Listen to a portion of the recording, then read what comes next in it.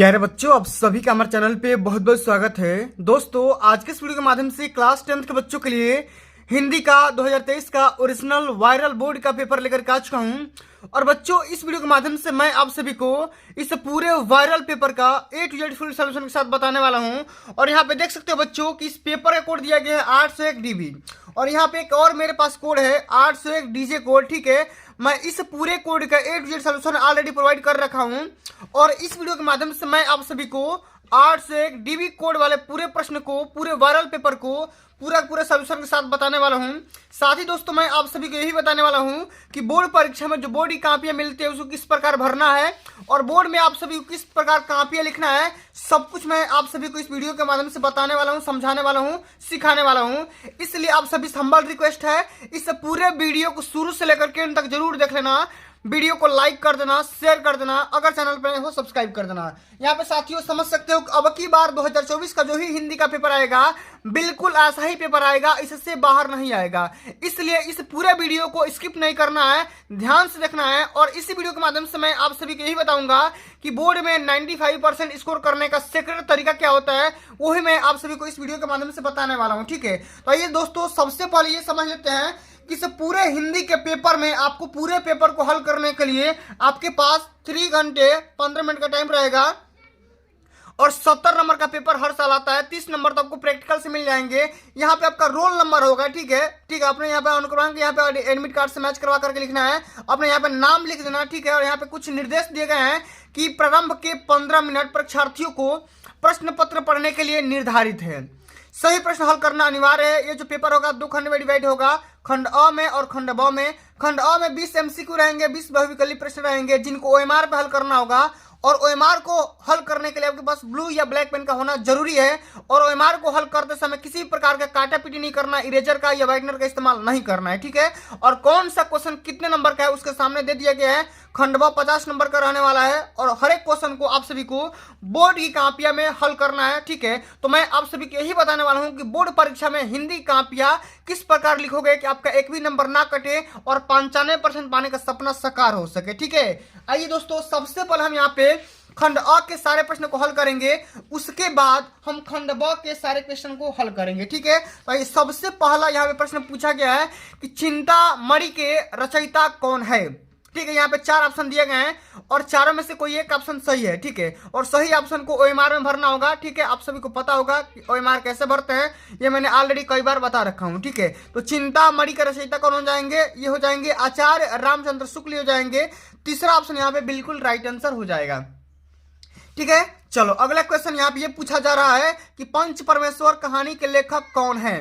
तो ये हो जाएंगे प्रेमचंद जी हो जाएंगे। सेकंड ऑप्शन हमारा बिल्कुल राइट आंसर होगा। बिना समय को गंवाए, बिना टाइम वेस्ट किए पूरे पेपर को ध्यान से हल करेंगे। ठीक है, और पूरा पेपर समझ लो क्योंकि इसी में से सारे के सारे क्वेश्चन आएंगे 2024 के पेपर में, इससे बाहर नहीं आते हैं क्योंकि बोर्ड के पास लिमिटेड क्वेश्चन होते हैं, इसी में से आपका आएगा। ठीक है, अगला क्वेश्चन कि जयशंकर प्रसाद का नाटक नहीं है, इसमें से कौन सा ऐसा नाटक है जो कि जयशंकर प्रसाद के द्वारा रचा नहीं गया है, लिखा नहीं गया है।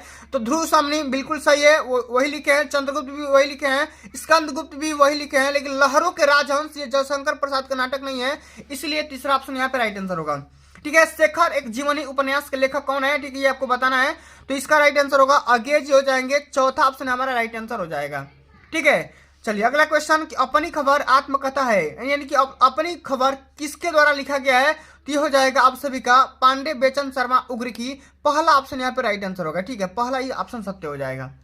अगला क्वेश्चन कि भूषण किस युग के कवि हैं, आदिकाल, रीतिकाल, भक्तिकाल, आधुनिक काल। तो भूषण रीतिकाल के कवि हो जाएंगे। सेकंड ऑप्शन हमारा राइट आंसर हो जाएगा। ठीक है, जितना क्वेश्चन बता रहा हूं सारे के सारे क्वेश्चन को अभी कभी तुरंत रट लो क्योंकि यही सब सारे क्वेश्चन आएंगे, इससे बाहर नहीं आते हैं, कई बार बता रहा हूं। ठीक है, ललित ललाम किसकी रचना है, तो यह है मतिराम की। ऑप्शन नंबर पहला इसका राइट आंसर हो जाएगा। ठीक है, चलो अगला क्वेश्चन कि यशोधरा किसकी रचना है। यशोधरा है मैथिली शरण गुप्त की। चौथा ऑप्शन हमारा बिल्कुल राइट आंसर होगा। आंगन के पारद्वार किसकी रचना है, तो यह है दोस्तों अज्ञेय की। सेकंड ऑप्शन यहाँ पे राइट आंसर होगा। कई बार बोर्ड के पेपर में क्वेश्चन आ चुका है। ठीक है, चलो अगला क्वेश्चन कि दीप शिखा काव्य संग्रह की रचना किसने किया है, आपको बताना है। तो ये महादेवी वर्मा की है। कई बार महादेवी वर्मा के जब जीवन परिचय बताया हुआ है तो उसमें बताया है कि महादेवी वर्मा की ये मेन जो रचना का नाम है। ठीक है, उसका नाम मैंने बता रखा है। ठीक है।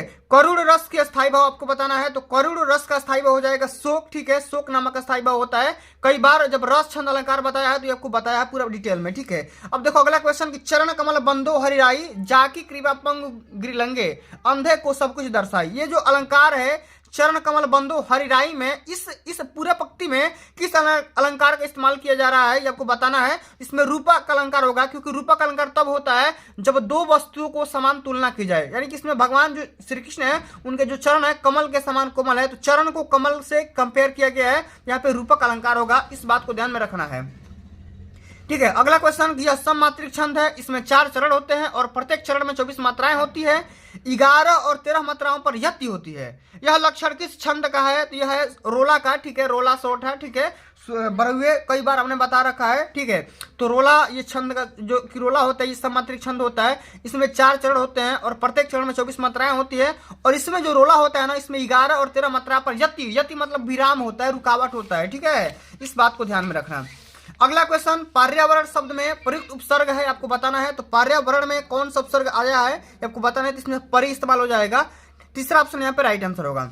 ठीक है, अगला क्वेश्चन कि महानता शब्द में किस प्रत्यय, प्रत्यय मतलब पीछे, प्रत्यय मतलब पीछे, पीछे कई बार बताया हूं कि प्रत्यय मतलब पीछे आएगा, उपसर्ग मतलब आगे आएगा। ठीक है, तो अब पीछे वाला शब्द यहाँ पे क्या हो जाएगा? ता हो जाएगा। सेकंड ऑप्शन हमारा राइट आंसर होगा। ठीक है, सुख दुख में कौन सा समास है? तो सुख और दुख को भाई बहन माता पिता। ठीक है, तो कई इसमें क्या होगा? तो द्वंद्व समास होगा। जब दो वस्तुओं को या दो चीजों को या दो समान शब्दों को आपस में जोड़ेंगे तो वहां पे और या एवं का या वो का इस्तेमाल किया जाएगा, तो वहां पे द्वंद्व समास होगा। ठीक है, अगला क्वेश्चन कि निम्नलिखित में से अग्नि का पर्यायवाची नहीं है। तो अग्नि का पर्यायवाची आग होगा, अनल होगा, पावक होगा, ज्वाला होगा। ठीक है, तो इसमें आग का पर्यायवाची नहीं पूछा गया है। ठीक है, इसमें कौन सा नहीं है? तो यह हो जाएगा अनिल। ठीक है, सेकंड ऑप्शन हमारा राइट आंसर होगा। अगला क्वेश्चन अभ्युदय का संधि विच्छेद क्या होगा? तो अभ्युदय का अभिधन उदय होगा। ठीक है, चौथा ऑप्शन हमारा राइट आंसर होगा। इस बात को ध्यान में रखना। संधि विच्छेद से भी क्वेश्चन एक हमेशा आप सभी से बोर्ड के पेपर में पूछेगा। अगला क्वेश्चन कि मधु शब्द का पंचमी विभक्ति एवं एक वचन का रूप बताइए। तो मधुना हो जाएगा। इस बात को ध्यान में रखना। मधु शब्द रूप आपको याद करना पड़ेगा, धातु रूप याद करना पड़ेगा, तभी आप आसानी से शब्दों को पहचान पाएंगे, हल कर पाएंगे। ठीक है, अच्छा इसमें पूछा जा रहा है कि फटिष्यता धातु रूप का वचन एवं विभक्ति बताना है। इसमें से कौन सा वचन है और कौन सा पुरुष का इस्तेमाल किया गया है ये आपको बताना है। इसमें होगा द्विवचन और मध्यम पुरुष होगा। तीसरा ऑप्शन हमारा राइट आंसर हो जाएगा। तो दोस्तों आप सभी ने यहाँ पे देखा कि कितने आसान तरीकों से मैंने पूरे के पूरे 20 एमसीक्यू सारे के सारे एमसीक्यू को कवर करवा दिया। अब दोस्तों आते हैं खंड ब के तरफ, जो कि आप सभी को बोर्ड के पेपर में परेशानियां होती है कि सर हम किस प्रकार कॉपी लिखें कि हम टॉपर बन सकते हैं, अच्छे से अच्छे मार्क्स अचीव कर सकते हैं। या कोई बच्चा नहीं भी पढ़ा होता है तो बोलता है कि हम किस तरीके से कॉपी लिखे कि हम अच्छे से अच्छे मार्क्स अचीव कर सके या पास भी हो सके। ठीक है, तो मैं आप सभी को सारा का सारा आइडिया शेयर करने वाला हूं। आप लोग वीडियो को अंत तक बस खाली देखते रहना। आइए सबसे पहले क्वेश्चन को समझते हैं कि निम्नलिखित गद्यांश में से किसी एक गद्यांश पर आधारित सभी प्रश्नों को उत्तर देना है। 6 नंबर का क्वेश्चन है। ठीक है, और यहाँ पे 2 गद्यांश दिए गए हैं, दोनों में से किसी एक को हल करना होगा। या तो आप अश्वारोही वाला करो या तो कितना जीवन बरस पड़ा है ये वाला करो। ठीक है, अजंता की गुफाओं वाला करो। तो ये करो या ये करो, दोनों में से किसी एक को हल करना है। तो मैं आपको ये वाला बता दे रहा हूँ कि अश्वारोही पास आया। ममता ने रुक रुक कर कहा कि मैं नहीं जानती कि वह शहंशाह था या साधारण मुगल, पर यह एक दिन इसी झोपड़ी के नीचे वह रहा। मैंने सुना था कि वो अपने घर बनवाने की आज्ञा दे चुका था। मैं आजीवन अपनी झोपड़ी के खोदे जाने के डर से भयभीत रही। तो आप सभी को ये पूरे पैसेज को पढ़ करके आइडिया लग गया दोस्तों कि ये पूरा जो पैसेज है किस चैप्टर से लिया गया है। तो इस चैप्टर का नाम है ममता, और किसने लिखा है? तो ममता वाले चैप्टर को लिखा है श्री जयशंकर प्रसाद ने। तो आपको यहाँ पे देखो 3 क्वेश्चन पूछा जा रहा है कि गद्यांश का संदर्भ लिखना है, व्याख्या करना है रेखांकित अंश का, और यहाँ पे क्वेश्चन भी पूछा जा रहा है, आपको क्वेश्चन का आंसर भी देना है। तो तीनों क्वेश्चन बताऊंगा, आराम से देखना। ठीक है, और बोर्ड में कॉपी कैसे लिखते हैं वही मैं आप सभी को आइडिया शेयर करने वाला हूँ। तो सबसे पहले दोस्तों यहाँ पे आप यहाँ पे लिख सकते हो खंड ब, और यहाँ पे प्रश्नोत्तर संख्या 1 लगा सकते हो। ठीक है, यहाँ पे लिखेंगे, और यहाँ पे खंड अ का यहाँ पे पहला क्वेश्चन यहाँ पे है, पहला क्वेश्चन यहाँ पे लिखेंगे इस प्रकार। ठीक है, इस तरीके से लिखेंगे, और यहाँ पे लिखेंगे संदर्भ, हेडिंग लगाएंगे संदर्भ। ठीक है, आराम से आपको हेडिंग लगाना है। ठीक है, बहुत ही प्यार से हेडिंग लगाना है। ठीक है, चलिए इतना करने के बाद अब यहाँ पे संदर्भ लिखेंगे कि अच्छा, संदर्भ लिखने का 2 तरीका होता है। मैं हर बार वीडियो में अपने बताता हूँ, एक पाठ का नाम, कवि का नाम, ठीक है, पाठ का नाम कवि का नाम लिख दोगे तो भी आपका हो जाएगा। या आप इस आइडिया के साथ भी लिख सकते हो कि प्रस्तुत गद्यावरण हमारी पाठ्य पुस्तक हिंदी के गद्य खंड में संकलित ममता नामक कहानी से लिया गया है और इसका रचयिता कौन है, श्री जयशंकर प्रसाद जी हैं। ठीक है, तो आप दोनों आइडिया अपना सकते हो। तो हम यहाँ पे लिखेंगे कि प्रस्तुत गद्यावरण, ठीक है, यहाँ पे आराम से देखो, लिखो प्रस्तुत गद्यावरण, ठीक है, प्रस्तुत गद्यावरण हमारी पाठ्य पुस्तक, हमारी पाठ्य पुस्तक, ठीक है, हमारी पाठ्य पुस्तक। अच्छा, हिंदी है ना, तो हिंदी को यहाँ पे थोड़ा डार्क कर सकते हो, यहाँ पे लिख सकते हो हिंदी, ठीक है, इस तरीके से हिंदी। अच्छा, हिंदी के गद्य खंड, ठीक है, हिंदी के गद्य खंड में संकलित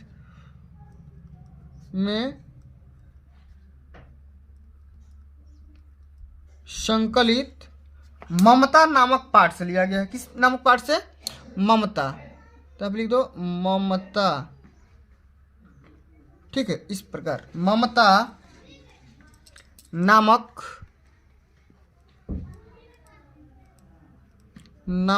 कहानी से, ठीक है,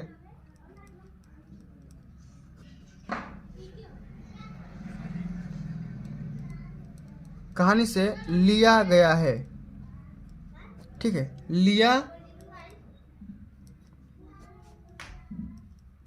गया है। अच्छा, इसके लेखक यहाँ पे लिख सकते हैं, इसके लेखक कौन है भैया, बता दो। इसके लेखक हैं श्री जयशंकर प्रसाद। यहाँ पे लिख दो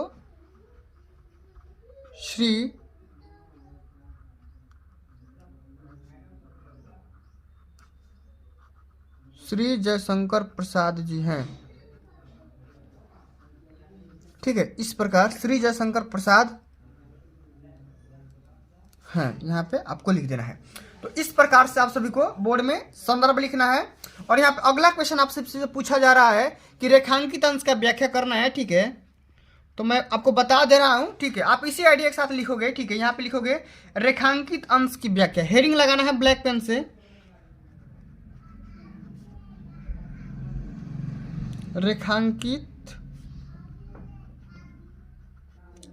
अंश की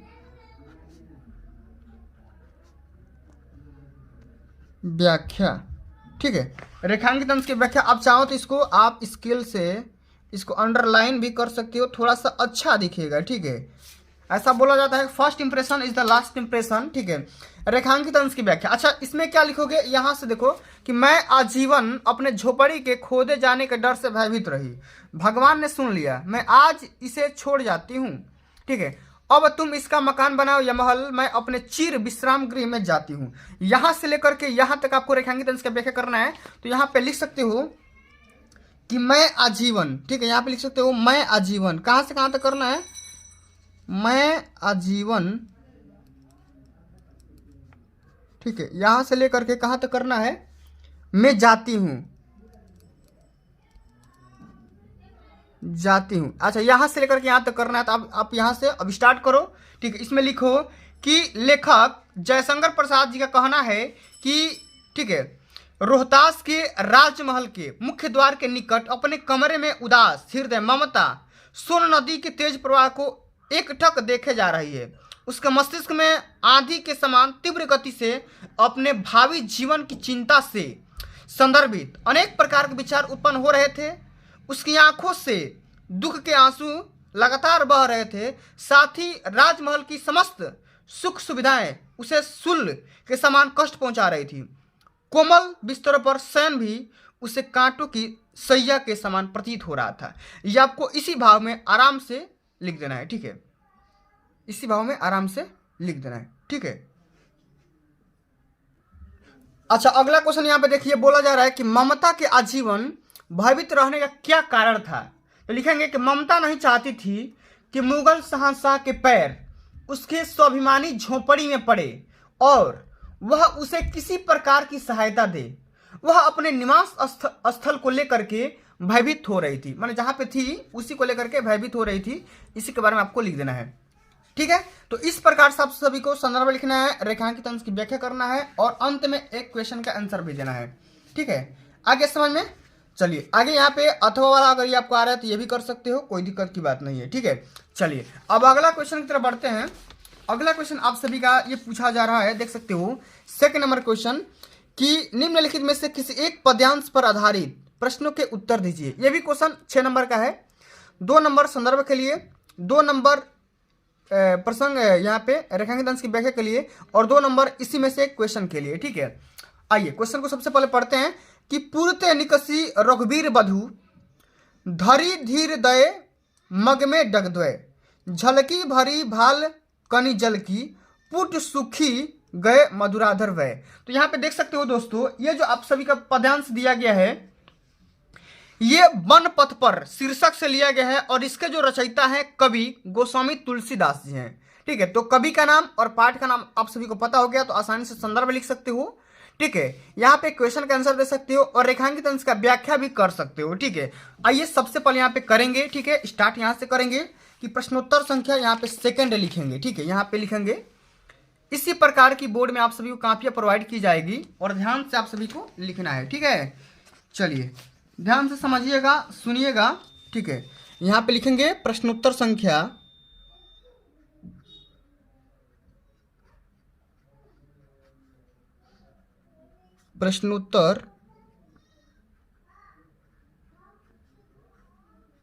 संख्या 2। ठीक है, प्रश्नोत्तर संख्या 2 और यहाँ पे इसका पहला क्वेश्चन कर रहे हो तो यहाँ पे पहला डाल देना। ठीक है, इस प्रकार। अच्छा, यहाँ पे क्वेश्चन हमारा क्या है, पूर्ते निकसी वाला है। ठीक है, तो हम यहाँ पे लिख देंगे पूर्ते निकसी वाला। ठीक है, यहाँ पे लिख सकते हो कौन कर रहे हो, तो इसमें हम कर रहे हैं पूर्ते निकसी वाला और इसमें हम पहला हेडिंग लेंगे संदर्भ। अच्छा, संदर्भ लिखने का दो जो मैंने आइडिया बताया था।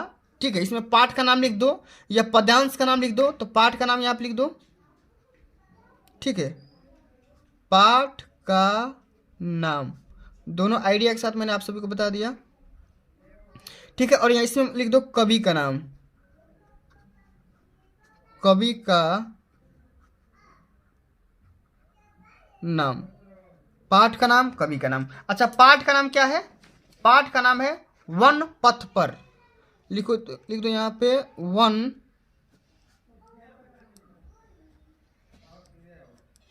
पथ पर और कवि का नाम है गोस्वामी तुलसीदास। लिख दो यहाँ पे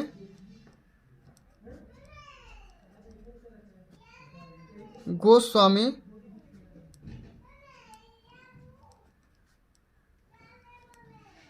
तुलसीदास। बस हो गया, इतना आप सभी को संदर्भ लिखना है। अच्छा, संदर्भ लिखने के बाद आप सभी को यहाँ पे अगला क्वेश्चन यहाँ पे ये है कि श्री राम के नेत्रों से आंसू क्यों बहने लगे। ठीक है, श्री राम के नेत्रों के आंसू क्यों बहने लगे आप सभी को बताना है। तो इसमें हम ये लिखेंगे अगला क्वेश्चन में कि श्री राम के नेत्रों से आंसू इसलिए टपकने लगे क्योंकि वन में पैदल चलते चलते सीता जी बहुत थक गई थी और वे बहुत व्याकुल हो रही थी। राजमहल का सुख भोगने वाली अपनी भार्या की ऐसी दशा देखकर श्री राम की आंखों से आंसू निकलने लगे। ठीक है, तो यहाँ पे इसी बात को हम यहाँ पे लिखेंगे। ठीक है, इसी बात को हम यहाँ पे लिखेंगे अगला क्वेश्चन। ठीक है, लिखेंगे इसमें कि श्री राम के नेत्रों के आंसू, श्री राम के नेत्रों से आंसू या के आंसू, आंसू इसलिए बहने लगे या टपकने लगे, बहने लगे कि क्योंकि वन में पैदल चलते चलते, वन में पैदल चलते चलते सीता जी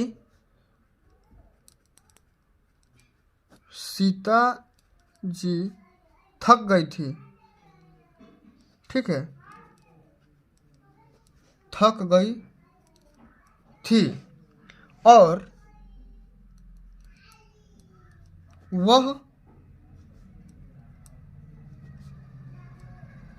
बहुत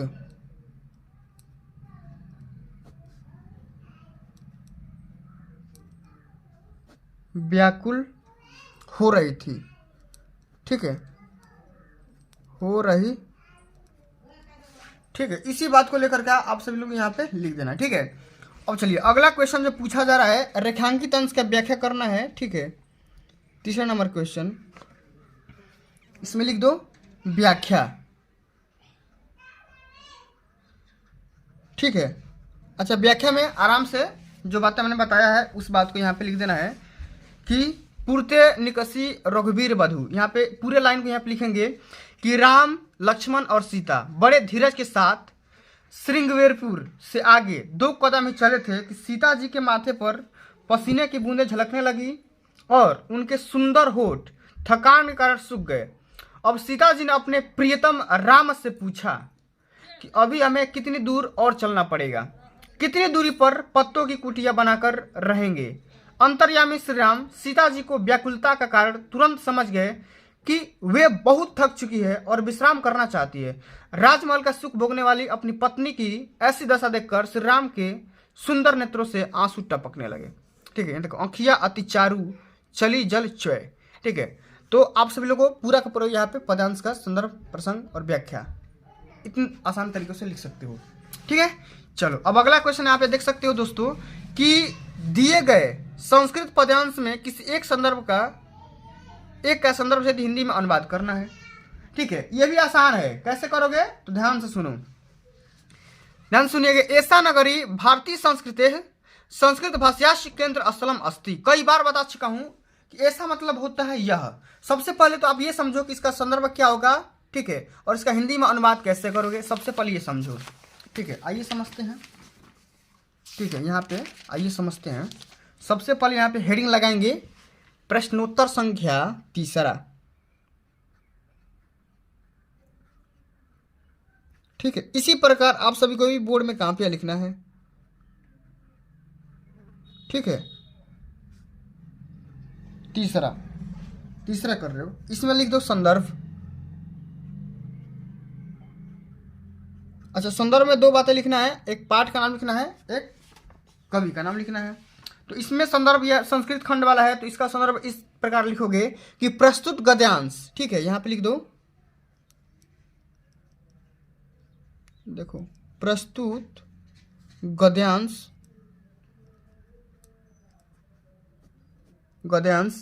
हमारी पाठ्य पुस्तक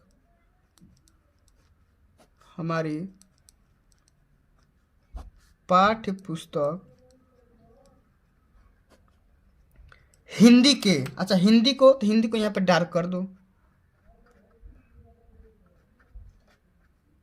हिंदी के।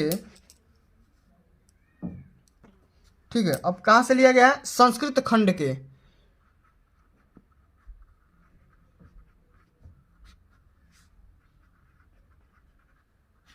संस्कृत खंड के कौन सा चैप्टर है भाई, वाराणसी वाला है, आप सभी को पता हो गया होगा। वाराणसी नामक पाठ से या वाराणसी पाठ से लिया गया है, या इसी को हम बोलते हैं उद्धृत है। ठीक है, इस प्रकार आप सभी को संदर्भ लिख देना है। ठीक है, प्रसंग भी लिख सकते हो और यहां पे लिख दो अनुवाद। ठीक है, अनुवाद लिख दो। ठीक है, अनुवाद में क्या लिखोगे, आओ मैं आप सभी को बता दे रहा हूं। ठीक है, आप लिख लीजिएगा। ऐसा नगरी मतलब ये होता है यह। ऐसा नगरी मतलब क्या होता है, यह नगरी भारतीय संस्कृति और संस्कृत भाषा की केंद्र स्थली है। ठीक है, एत एव संस्कृत वर्णमस्य संस्कृतेश च मतलब होता है और आलोक सर्वत्र प्रसृत। ठीक है, यहाँ पे सुनिए कि यहीं से संस्कृत साहित्य और संस्कृति का प्रकाश सभी जगह फैला हुआ है। सर्वत्र मतलब होता है सभी जगह फैला हुआ है, ठीक है। इसका प्रकाश जो आलोक मतलब होता है प्रकाश, ठीक है, सभी जगह फैला हुआ है। मुगल युवराज दाराशिको अत्र गत्य भारतीय दर्शन शास्त्राणाम अध्ययनम अकरोत्, ठीक है। मुगल युवराज दाराशिको ने यहाँ आकर भारतीय दर्शन शास्त्रों का अध्ययन किया था, ठीक है। आगे लिखेंगे सत्यसाम ज्ञानेन तथा प्रभावित अभवत। इस प्रकार वो पढ़ करके ज्ञान लेकर के प्रभावित हो गया और इसको फारसी भाषा में अनुवाद कर दिया, ठीक है। इतने सारे चीजों का डिटेल्स आप लिख सकते हो, ठीक है। चलिए अब इसी प्रकार एक संस्कृत पद्यांश का टुकड़ा होगा जिसको इसी भाव से आप सभी को हिंदी में अर्थ लिखना होगा, संदर्भ लिखना होगा कि सर्वे भवन्तु सुखिनः सर्वे सन्तु निरामया सर्वे भद्राणि पश्यन्तु मा कश्चित् दुःखभाग् भवेत्। अच्छा, इसको कैसे हल करोगे, ठीक है। तो इसको सबसे पहले यहाँ पे देखो, संदर्भ इसका पहले लिखोगे, ठीक है, संदर्भ लिखोगे पहले। तो प्रस्तुत श्लोक हमारी पाठ्य पुस्तक हिंदी के संस्कृत खंड के भारतीय संस्कृति, ठीक है, इसका क्या हो जाएगा, भारतीय संस्कृति होगा। यहाँ पे लिख सकते हो भारतीय संस्कृति वाले पाठ से लिया गया है, ठीक है। इस प्रकार आपको लिख दोगे, ठीक है, संदर्भ लिख दोगे। और यहाँ पे व्याख्या कैसे करोगे, प्रसंग भी चाहोगे तो लिख सकते हो कि प्रस्तुत श्लोक में भारतीयों की मूल भावना पर प्रकाश डाला गया है। और इसका अनुवाद सर्वे भवन्तु सुखिनः मतलब सर्वे मतलब होता है सभी, भवन्तु मतलब हो, सभी सुखी हो, सर्वे सन्तु निरामया सभी निरोगी हो या रोग रहित हो, सब कल्याण को देखे अर्थात सभी का कल्याण हो, कोई भी दुखी न हो अर्थात कोई भी दुख का भागी न बने। इस प्रकार आप सभी को इसका अर्थ लिख देना है। और यहाँ पे खंड काव्य के आधार पर इसका आंसर दे सकते हो, कोई दिक्कत की बात नहीं है, ठीक है। यहाँ पे खंड काव्य के आधार पर इसका आंसर दे सकते हो। ये अलग अलग डिस्ट्रिक्ट का अलग अलग होता है, ठीक है। और अंत में आते हैं जीवन परिचय। कई बार हमने बता रखा है जीवन परिचय, सबका बता रखा हूँ, आचार्य रामचंद्र शुक्ल का, भगवत शरण उपाध्याय का, जयशंकर प्रसाद का, गोस्वामी तुलसीदास का, रसखान का, सुमित्रानंद पंत का, मैथिली शरण गुप्त का, सबका मैंने A to Z बढ़िया तरीके से बता रखा हूँ, ठीक है। अगर आप नहीं देखे हो तो क्लास 10th हिंदी का प्लेलिस्ट ओपन करोगे तो आपको पूरा का पूरा डिटेल्स मिल जाएगा। बहुत ही बेहतरीन तरीके से बताया हुआ है, ठीक है, कि जीवन पर से कैसे लिखोगे, लिखते समय कौन कौन सी गलतियां नहीं करना है, रचना का नाम भी लिखना होता है, 5 नंबर का होता है, 10 नंबर यहाँ से क्लियर हो जाएंगे। एक श्लोक लिखना होता है तो आप कोई भी श्लोक लिख सकते हो, ठीक है, कि मरणम मंगलम यत्र कोई भी वाला लिख सकते हो, ठीक है। बंधन मरणम वापी जय वापी पराजय उभयत्र शमो वीर भावो ही वीरता, ठीक है, कोई भी लिख सकते हो जो आपको याद हो।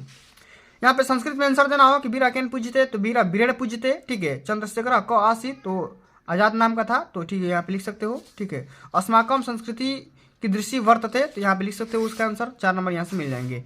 और अंत में आप सभी को यहाँ पे एक विषय पर निबंध लिखना होगा। तो इस वीडियो के माध्यम से मैं आप सभी को प्रदूषण की समस्या और समाधान पर निबंध लिख करके बताऊंगा कि आपको किस प्रकार लिखना है, ठीक है। तो यहाँ पे देखिए, ध्यान से देखिएगा, इसी प्रकार से आप सभी को यहाँ पे प्रदूषण की समस्या और समाधान पर आप सभी को निबंध लिखना होगा। सबसे पहले दोस्तों आप सभी को रूपरेखा तैयार कर लेना है, ठीक है, हेडिंग लगा लेना है बहुत ही बेहतरीन तरीके से। यहाँ पे लिखेंगे प्रस्तावना, प्रदूषण का अर्थ पहले समझाएंगे, कितने प्रकार का होता है, समस्या क्या आती है और इससे कौन कौन से हानि आ सकती है, और समस्या का समाधान खोजेंगे और अंत में उपसंहार लिखेंगे। तो क्या लिखेंगे, सबसे पहले यहाँ पे ध्यान सुनिएगा। प्रस्तावना में लिखेंगे कि आज का मानव औद्योगिकीकरण के जंजाल में फंसकर स्वयं भी मशीन का एक ऐसा निर्जीव पुर्जा बनकर रह गया है कि वह अपने पर्यावरण की शुद्धता का ध्यान भी न रख सका। अब एक और नई समस्या उत्पन्न हो गई है, वह है प्रदूषण की समस्या। इस समय हमारे समक्ष सबसे बड़ी चुनौती पर्यावरण को बचाने की है, क्योंकि पानी, हवा, जल, मिट्टी आदि सब कुछ प्रदूषित हो चुका है, ठीक है। तो इस प्रकार आप सभी को लिखना है प्रस्तावना, ठीक है। प्रदूषण का अर्थ में लिखेंगे कि संतुलित वातावरण में ही जीवन का विकास संभव है। जब वातावरण में कुछ हानिकारक घटक आ जाते हैं तो वे वातावरण का संतुलन बिगाड़ कर उसको दूषित कर सकते हैं। यह गंदा वातावरण जीवधारियों के लिए अनेक प्रकार की हानिकारक होता है। इस प्रकार वातावरण को दूषित हो जाने को ही प्रदूषण कहते हैं, ठीक है। लिखेंगे कितने प्रकार का होता है, इससे वायु प्रदूषण, जल प्रदूषण, ध्वनि प्रदूषण, रेडियोधर्मी प्रदूषण, रासायनिक प्रदूषण, ठीक है। और यहाँ पे लिख देंगे इससे कौन कौन सी हानियाँ हो रही है भाई, ठीक है। आराम से यहाँ पे लिख देंगे कि बढ़ती हुई जनसंख्या और औद्योगिकीकरण ने विश्व के सम्मुख प्रदूषण की समस्या पैदा कर दी है। कारखानों के धुएं से, विषैले कचरे के बहाव से, जहरीली गैसों के रिसाव से आज मानव जीवन समस्याग्रस्त हो गया है। इस प्रदूषण से मनुष्य जानलेवा बीमारियों का शिकार हो रहा है। कोई अपंग होता है तो कोई बहरा होता है। विविध प्रकार की शारीरिक विकृतियों एवं सभी रोगों का मूल कारण विषैला वातावरण ही है। अंत में इसका समाधान लिखेंगे कि इस समस्या का हम समाधान कैसे प्रकार कर सकते हैं, किस तरीके से कर सकते हैं। तो वातावरण को प्रदूषित होने से हम बचाने के लिए वृक्षरोपण सर्वश्रेष्ठ समाधान माना जाता है। दूसरी ओर वृक्षों की अधिक कटाई पर भी रोक लगानी चाहिए। कारखानों और मशीनों लगाने की अनुमति नहीं उन्हीं लोगों को दी जानी चाहिए जो औद्योगिक कचरे एवं मशीनों के धुएं को बाहर निकालने की समुचित व्यवस्था कर सके। जल प्रदूषण को नियंत्रित करने के लिए औद्योगिक संस्थानों में ऐसी व्यवस्था की जानी चाहिए कि व्यर्थ पदार्थ को बाहर निकाला जा सके और इनको जल स्रोतों में मिलने न दिया जाए। ठीक है। अंत में हम लिखेंगे उपसंहार, कंक्लूजन लिखेंगे कि प्रसन्नता की बात है कि भारत सरकार प्रदूषण की समस्या के प्रति जागरूक है। उसने 1974 ईस्वी में जल प्रदूषण निवारण अधिनियम लागू किया था। न्यायालय के द्वारा प्रदूषण जल फैलाने वाले औद्योगिकों को महानगरों से बाहर ले जाने के लिए आदेश दिए गए हैं और वृक्षरोपण एवं उपरोक्त बातों को पालन करके हम प्रदूषण के दुष्परिणामों से बच सकेंगे और आने वाली पीढ़ी को भी हम इसकी काली छाया से बचने में समर्थ हो सकेंगे। तो इस प्रकार से आप सभी को प्रदूषण की समस्या और समाधान पे आप सभी को यहाँ पे लिख सकते हैं। ठीक है। और इसी प्रकार आप सभी को निबंध लिखना है। ठीक है। अगर आप इतने सारे आइडिया अपनाते हैं और इस प्रकार से आप बोर्ड में काम पे लिखते हैं तो बोर्ड में अच्छे से अच्छे मार्क्स अचीव कर सकते हैं।